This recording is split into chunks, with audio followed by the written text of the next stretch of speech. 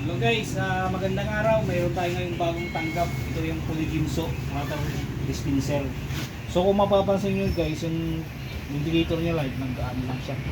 Nagbi-blink lang siya. So ang problema pa na to guys, ayaw wala siyang, hindi siya lumalabas yung tubig.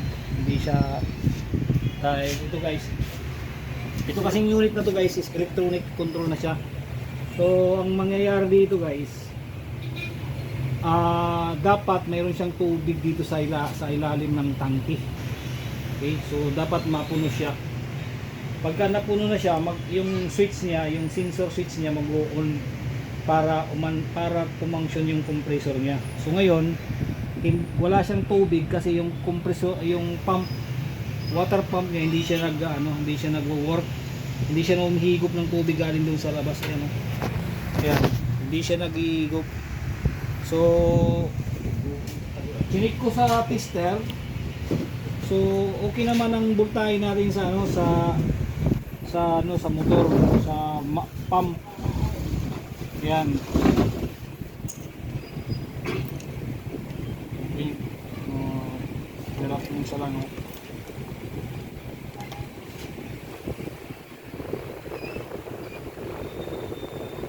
Yan o guys, mayroon siyang 12 volts. So kaya nga lang yung water pump nito ito sa ilalim hindi siya na gumagana, stuck up siguro. Kailangan dapat guys mandar yung ito nasa dulo sa ilalim. Yan nasa ilalim ayan, bus. Kailangan ito guys umandar to May kuryente siya kaya nga lang hindi siya nag-work. Dapat kasi yung tubig inihigop niya mula doon papunta dito sa taas. Kapag napuno na dito yung tubig, aandar na yung kompresor. Sa ngayon, yung kompresor hindi umaandar kasi wala siyang tubig. Pag napuno ng tubig, saka na mag-on yung kompresor.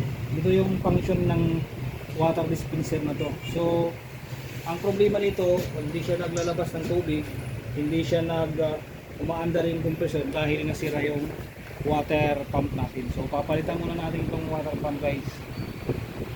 So since warranty ito, orderan muna natin ng ito, water pump niya sa baba. Okay. So hanggang dito lang muna tayo guys. Diagnosing lang muna tayo. So wala pa kasi tayo pambili ng pampalit ng water pump nito. So check diagnosing lang muna. So ang sira nito is water pump.